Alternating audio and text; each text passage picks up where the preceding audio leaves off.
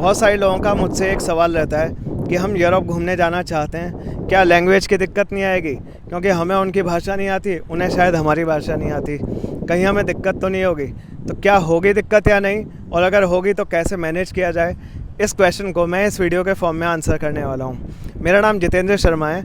हर साल करीब 1.5-2 महीने के लिए यूरोप घूमने जाता हूँ। लोगों की शेंगन वीज़ा डॉक्यूमेंटेशन भी करता हूँ और उनके यूरोप की ट्रिप की प्लानिंग, बुकिंग्स, साइट सीइंग, हर चीज़ के लिए गाइडेंस प्रोवाइड करता हूँ। देखिए, यूरोप घूमने के लिए एक जो बहुत ही इंपॉर्टेंट चीज़ है जिसके बिना आप यूरोप मत आना, वो है यहाँ की पूरी ट्रैवल रिसर्च।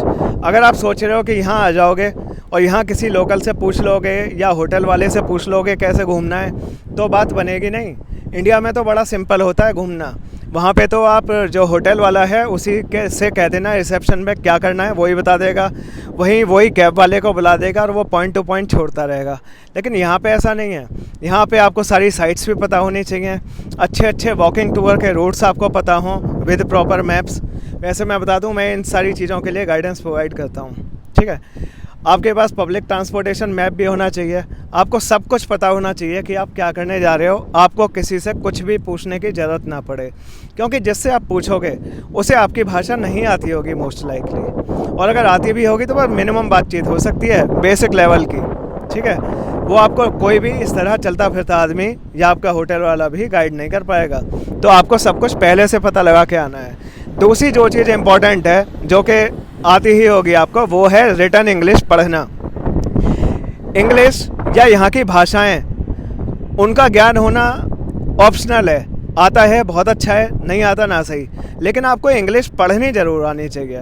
अगर आप इंग्लिश पढ़ सकते हो फिर कोई दिक्कत ही नहीं है, क्योंकि जो यहाँ की भाषाएं हैं, चाहे एस्पेनियल हो, इटालियानो हो, या जर्मन हो, या फ्रेंच हो, ये सभी, या इंग्लिश हो, ये सभी लैटिन से निकली हैं। तो इनकी जो लिपि है ना, वो सभी की सेम है। लिपि से मेरा मतलब क्या है, जैसे अरबी भाषा है, वो आप लिखी हुई पढ़ नहीं पाओगे क्योंकि उसकी लिपि अलग है।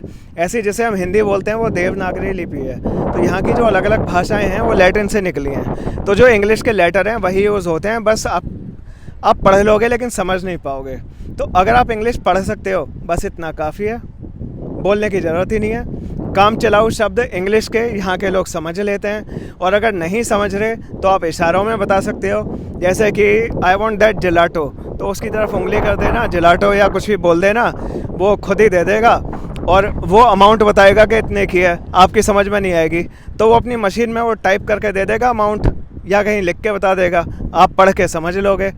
तो वही मैं कह रहा हूँ कि इंग्लिश पढ़नी आनी चाहिए, बस नंबर्स पढ़ने आने चाहिए।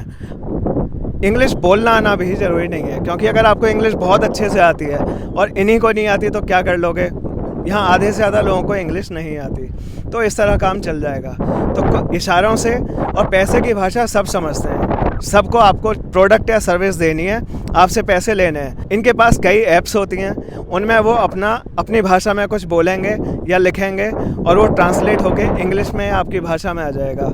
या आप अपनी तरफ से कुछ टाइप कर सकते हैं या बोल सकते हैं, वो ट्रांसलेट होके उनकी भाषा में आ जाएगा। तो इस तरह मैनेज हो जाता है। लेकिन आपकी ट्रैवल रिसर्च और नॉलेज पक्की होनी चाहिए कि आप यहाँ क्या करने जा रहे हो। मामूली जो थोड़ी बहुत आपको ज़रूरत है उसमें दिक्कत नहीं आएगी। जितेंद्र शर्मा नाम है। शेंगन वीज़ा डॉक्यूमेंटेशन करानी हो या यूरोप की ट्रिप के लिए प्लानिंग, बुकिंग, साइट सीइंग, हर चीज़ के लिए गाइडेंस चाहिए, कांटेक्ट कर लेना। नंबर दे के रखूँगा इस वीडियो के कैप्शन और पिन कमेंट में। Thank you.